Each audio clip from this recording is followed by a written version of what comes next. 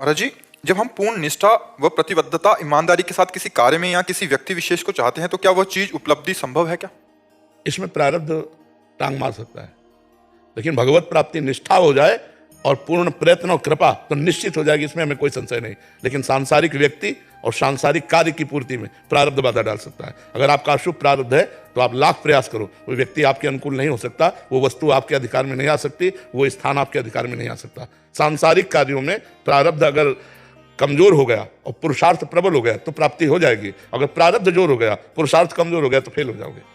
समझ पा रहे हो आप हमारी बात? जैसे बहुत बड़ी डिग्री प्राप्त कर ली लेकिन नौकरी ही नहीं मिल रही, बहुत व्यापार कर रहे हो लेकिन घाटा लग रहा है, बहुत प्रयास कर रहे हो लेकिन निष्फल हो रहे क्योंकि पूर्व का प्रारब्ध है। पर भगवत प्राप्ति में ऐसा नहीं। एक मार्ग केवल ऐसा जिसमें प्रारब्ध या शुभ अशुभ विनायक इनकी कोई दाल नहीं गलती।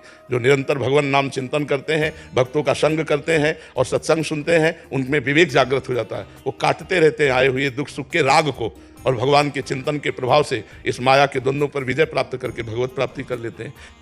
नाम जप से बढ़कर कोई नहीं प्रारब्ध को रोकने वाला, कोई नहीं समर्थ। नाम जप करोगे प्रारब्ध ऐसे रुका रहेगा जैसे तटस्थ भूमि समुद्र को रोक लेती है। यदि नाम जप चल रहा है तो भी, अगर नाम जप नहीं तो फिर प्रारब्ध तो मिट या मिट कर सकता है। इसलिए हम ये फाइनल में नहीं कह सकते कि आप कर्म निष्ठावान हैं, आप बड़ी सच्चाई से कर्म करते हैं तो आप सफलता ही प्राप्त करेंगे। नहीं, अगर आपका पूर्व का प्रारब्ध प्रबल है तो असफल कर देगा। अगर वर्तमान का पुरुषार्थ भगवान के भजन से जुड़ जाए तो प्रारब्ध की धज्जियां उड़ा देगा। उद्देश्य खास बात है, आप समझ लेना हमारी बात। तो ऐसा बहानेबाजी तो कीजिए मत कि हमारा जवान शरीर है और हमारा मन चंचल है, हम कैसे, ऐसा नहीं। इसी समय तो ब्रेक लगाने की आवश्यकता है।